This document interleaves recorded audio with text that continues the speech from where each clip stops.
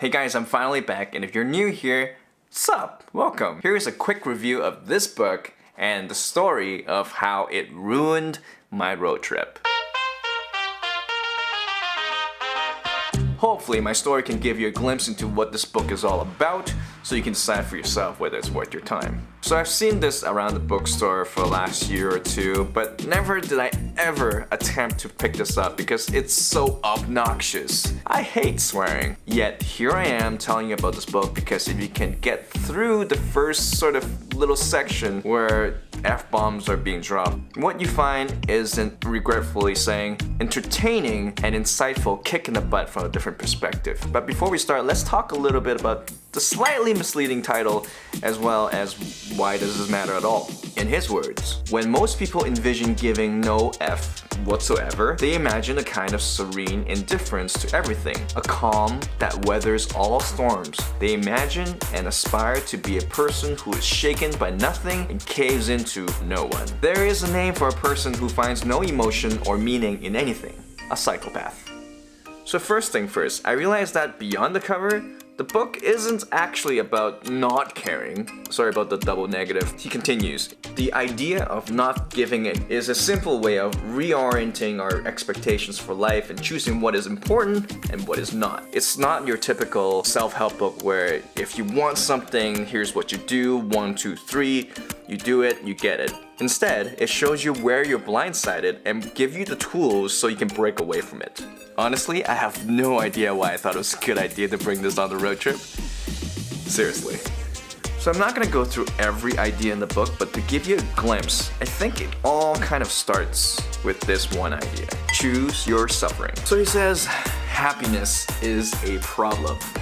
I know, what a downer, right? Here I am in the middle of my Instagram highlight to highlight trip where I was supposed to capture all this fun adventure for you guys to see, and we're talking about suffering? I mean, what is wrong with the beautiful sunset on the Ferris wheel at Santa Monica, or eating that pasta that they stirred up in that cheese, right? So good. Nothing wrong with that, but it is unsustainable. And sure enough, when it started to rain, and the things that were supposed to be epic and cool turns out to be okay, then I realized he was right. No matter what, we all end up suffering doing what we're doing. I know it sounds a little bleak, but bear with me for a second. To illustrate this point, he uses the origin story of the Buddha. For those that are not familiar with Buddha's story, in short, he was a rich prince, but he hated it because everything was provided for him by his father and there's nothing for him to live for. So he decided to abandon everything and be selfless and suffer with the poor people outside his palace, because that's where real life happens. But years later, he realizes that suffering for suffering's sake is also a pretty crappy idea. So, as the legend goes, he sat under a tree for 49 days. Buddha concludes that all life is suffering. But this is where Mark Manson diverges from the story. He says, yes, the rich suffer because of their riches. The poor suffer because of their poverty. People without a family suffer because they have no family. While people have a family suffer because of their family. People who pursue worldly pleasures suffer because of their worldly pleasures. Basically, the point is that we all end up suffering regardless. It's what we do. And there's a key here. Manson said, instead of trying to figure out how to stop suffering from whatever, we should focus the question on what we should suffer for. Because we're gonna suffer regardless, so why don't we choose the thing that we're most willing to suffer for and do our suffering? I was like, wow, damn. I guess in my case, I'm suffering for my pursuit of those Instagram highlights. And when they don't turn out the way that I had hoped that they would, I suffer, I get depressed. Is this really how I want my life to be defined? No, of course not. And the book doesn't stop here, of course. He kind of continues to break down my preconception of what my values are and why I do certain things that I do.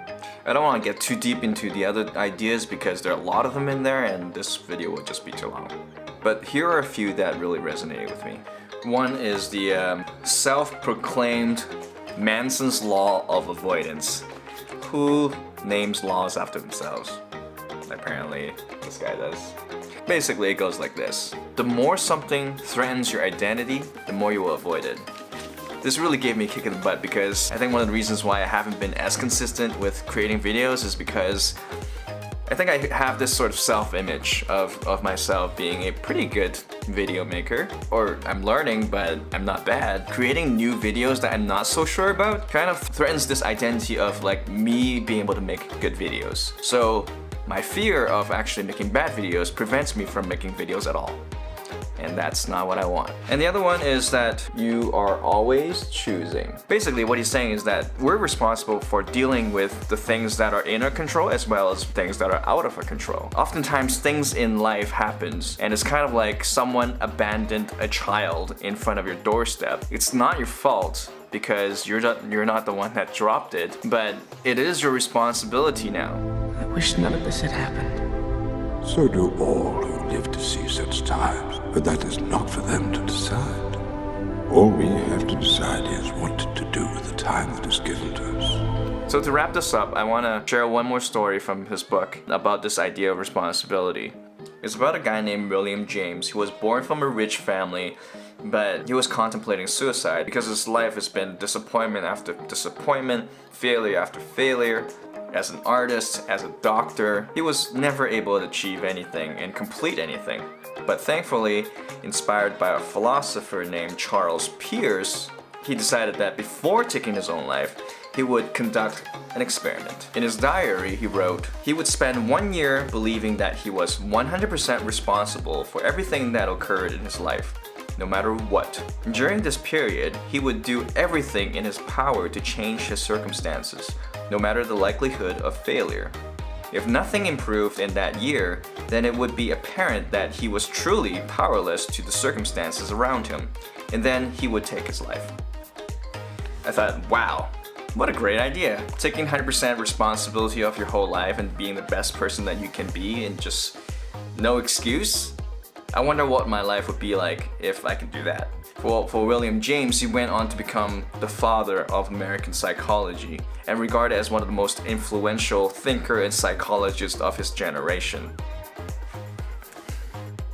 So with this, I was pumped. I was ready to go home and just be responsible, no excuse. And I want to see where that would take me. But little did I know, what was waiting for me would test my conviction. But before that, so what did you think about the choosing your struggle thing? Do you agree? I would love to hear what you think. Hopefully you got a glimpse of what this book is all about and how it has affected me. And for those who are actually interested in buying this book, get them through my Amazon links because, well, back to my story. Towards the end of my road trip, I actually got a text from my freelance gig saying that they don't need my service anymore, indefinitely. It's fitting, I suppose. Here I was, ready to take on the world, and I was going to sort of work around my freelance gig and do the best that I can. But then God's like, no, you don't have to. We can let that door close and see how you do, and see how much responsibility you are actually going to take. Because the freelance gig was actually the biggest distraction as well as the biggest revenue stream that I have. So it was stressful. But the reason why I'm making this video at all is because I have accepted this and my conviction of being 100% responsible for my life for this next year is set. And if for whatever reason you're emotionally down or stressed like I was, here's a little encouragement. So at the end of our road trip, we stopped by Portland and we saw this band called He Is We. And she left me a message. Hi, King. His grace is bigger than the worry of your heart.